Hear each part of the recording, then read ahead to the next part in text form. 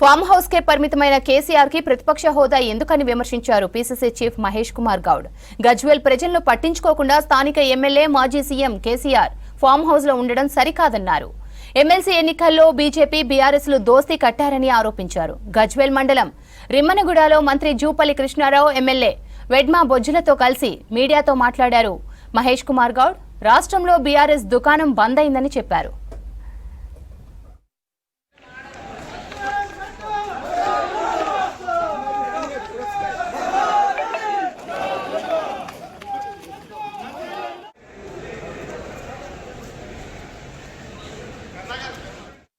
ముఖ్యమంత్రిగా చేసిన కేసీఆర్ కూడా సముచిత స్థానం ఇచ్చి ఆపోజిషన్ హోదా కట్టబెట్టినారు. అసెంబ్లీకి ముఖం చాటేసినట్టు మీకు ఎప్పుడన్నా కలిసిండో లేదో నాకు తెలియదు, నర్సరెడ్డి గారు చెప్పాలి.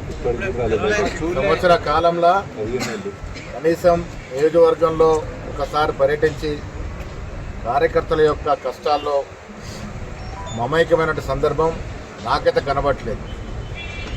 నేను మీ ద్వారా ఓటేసినటువంటి ఇక్కడ ప్రజల ద్వారా వారిని అడుగుతా ఉన్నాను, మీకు ప్రతిపక్ష హోదా ఇచ్చి గౌరవిస్తే మీరు కనీసం అసెంబ్లీ కూడా రాకుంటే ఈ ప్రతిపక్ష హోదా మీకు అవసరమా అని రాష్ట్ర ప్రజలు అడుగుతా ఉన్నారు.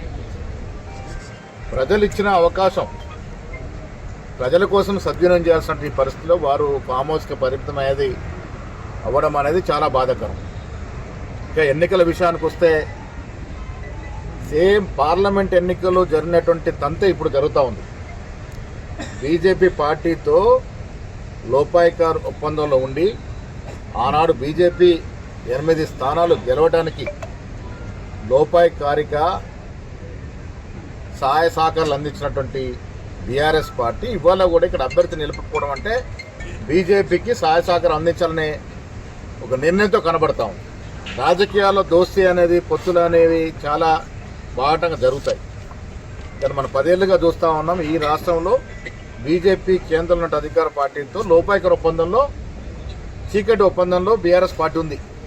దాంట్లో భాగంగానే ఇవాళ వారు అభ్యర్థి నిలపకుండా బీజేపీకి సహకరించే అవకాశాన్ని పరిశీలిస్తూ ఉన్నారు. నేను మీ ద్వారా ఇక్కడ ఉన్న గ్రాడ్యుయేట్స్ కానీ ప్రజలకు విజ్ఞప్తి చేస్తూ ఉన్నాను. కాంగ్రెస్ పార్టీ అధికారంలోకి వచ్చి సంవత్సరమైంది, 14 మాసాలు. వాళ్ళు 10 ఏళ్లలో చేయలేనటువంటి ఎన్నో కార్యక్రమాన్ని మేము సంవత్సరంలో